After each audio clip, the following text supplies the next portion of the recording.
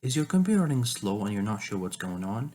So there's something called startup applications. These are the applications that starts by default every time you install a program into your computer, and with time it drives your computer slower.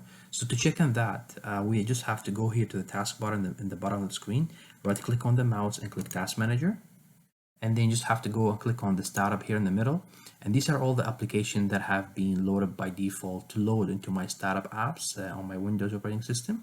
So if I don't need any of these apps, and as you can see some of them are already disabled by me, I just right click on the app that I don't need to be loaded in startup by default. I click enable, or I can click, I can click disable in here, and it will go away. It wouldn't load into startup.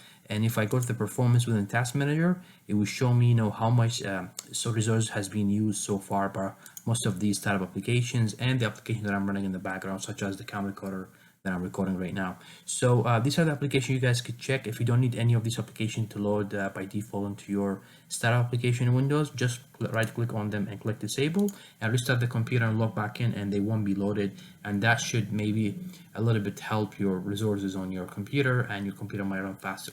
If you have questions or concerns or comments, leave them in the comment section and I'll get back to you with an answer. I will see you soon in my next video. Cheers, guys.